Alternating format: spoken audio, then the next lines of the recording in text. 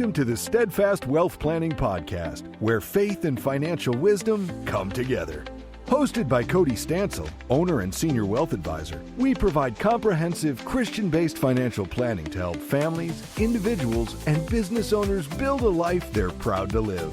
From investment management and tax planning to preparing for retirement, we're here to guide you with clarity, integrity, and purpose. Let's get started.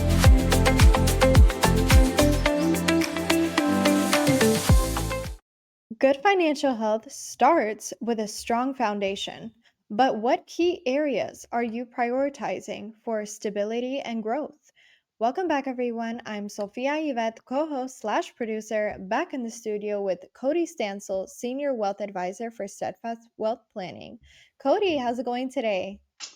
Hey, Sophia. We are blessed, doing well. Wife and I just got back from a vacation we just took about a week ago. So we're feeling rejuvenated and revived, and yeah, we're doing well. Awesome. All good things. Yes. So, Cody, financial planning can feel overwhelming, but having a clear roadmap makes all the difference. Let's talk about the essential financial building blocks everyone should focus on. What should I be focused on? Yeah, really excited about this topic. This is probably our most common question I get from clients. How are we doing? What should we be focusing on? I even get a lot of people comparing themselves to their friends or whatever it may be. Hey, Cody, how are we doing compared to other folks in our age range? So this topic is good if you're in your 20s, if you're in your 70s, anywhere in between. We really think about your financial journey in three different phases. I'm going to put ages on them, but it's really more depending on your goals and how long you have until those goals. But to simplify it, I'm going to put it in age terms. So we think of it as you're either in your early years, like 40 and younger. What you should be focusing on and doing is a little bit different. And then you have the crucial years, is what I'll call it, anywhere from 40 to 60, or really 5 or 10 years from retirement, right? And then there's the enjoyment years, right? You're either 5 years from retirement or already retired, and that's a different slew of topics and things that you'd be concerned about. Really, the building blocks, I'll start with the early years. The early years, if you're just listening to this and you've never talked to a financial planner and you're just wondering, how are we doing? What should we be focused on? I'd say the first thing is cash is king. Having a good cash balance is really important. We focus on 3 to 6 months of expenses.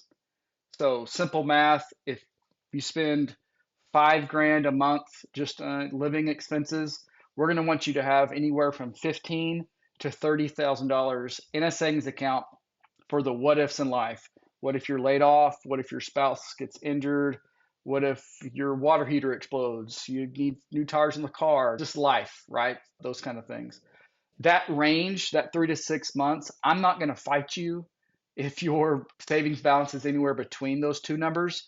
But if it's below that $15,000 mark in my previous example, I'm going to say, hey, let's pause investments or pause some of these other things and build that up. Or if it's over that $30,000 number, I'm going to say, hey, your savings account isn't really paying you anything. We could use some of that money for investments or paying down your mortgage or saving for college or whatever it may be. But anywhere in between, I'm perfectly fine with folks. Everyone's a little bit different. The second thing, once you have that cash balance, the second thing is prioritizing your debt. Once you have all your debt paid off, not including your mortgage. So think of consumer debt, cars, student loans, credit cards, those kind of things. So that's the real important there. And it really depends on, this is where we sit down with folks. It depends on certain factors, your interest rate, how close you are to paying one off. Hey, Cody, I have a credit card, I have a car payment, I have a student loan. Which one should I focus on first? It really depends. This is where we need to sit down with folks. Because let's say your car payment, you're 5 months from having your car paid off. I'm going to want you to pay that one off as quickly as possible. Let's throw money at that, because if we can save that $300 or $1,000 a month, whatever it may be, as quickly as possible, then we can throw that at the student loan or the credit card or whatever it may be. Sometimes it depends on your interest rate. Sometimes it depends on other factors. But in essence, once you get out of debt, and then once you have a good cash position, you don't have any debt anymore, that's really where saving for retirement comes into play. 15% is a good generalized number.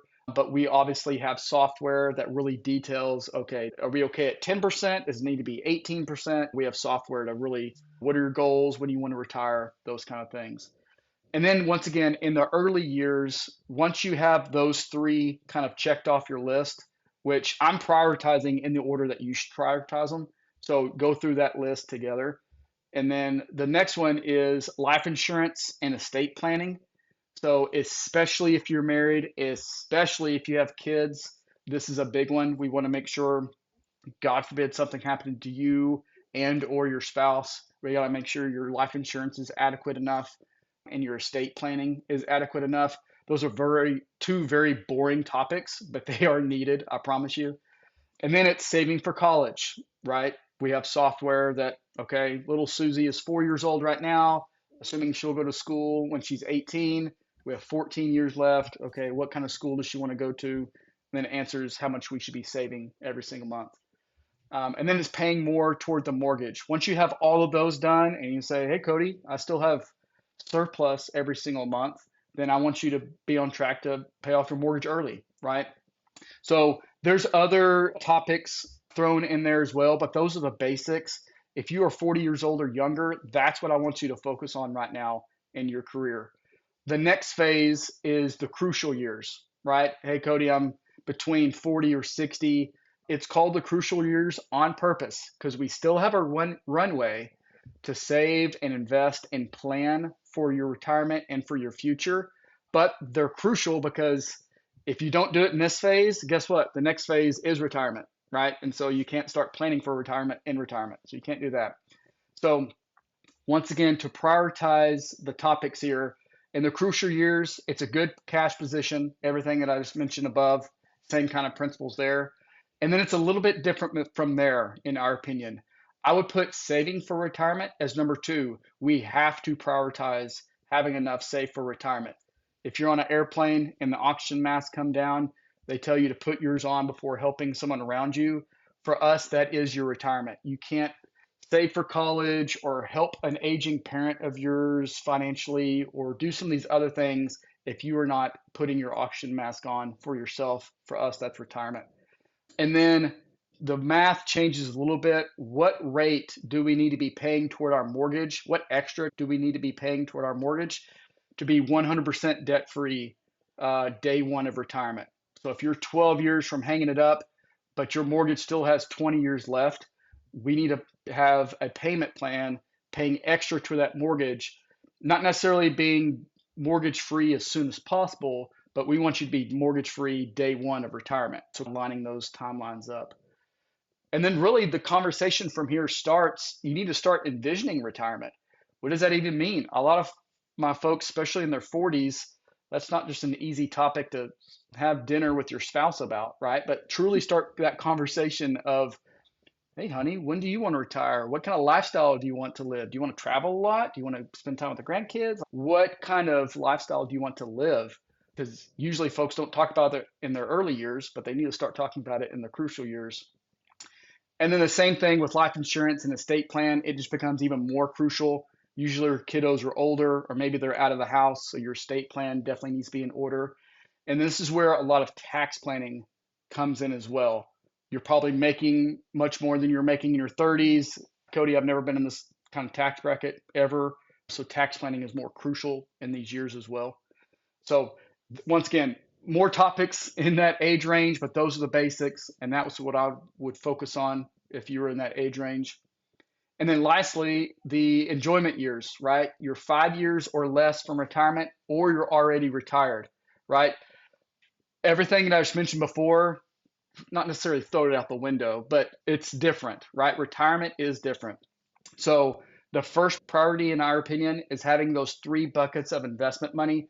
I have a podcast. We've shot one before where I go into depth on this topic, but high level, I want your investment money to have three different buckets, 24 to 36 months of cash flow of expenses. We want you to have invested conservatively, and then another 24 to 36 months invested moderately, and then the remaining of your balance you can have for growth for your future self. So that is crucial to your overall financial plan of not being too aggressive with your investments if you're in this stage of life. And then we have to have our mortgage paid off. Does that mean downsizing? Does that mean selling the house that you're in right now and moving into assisted living or an apartment? Or we just can't have a mortgage payment dragging down our expenses every month. And then taxes. Taxes are higher on this list for retirees than it is for the early years. Do Roth conversions make sense between right now, after you retire, and before you turn on Social Security? Is there a tax window that we can take advantage of where your tax bracket's much lower? And then in this bracket, you have to do your estate plan. Your estate plan has to be in order.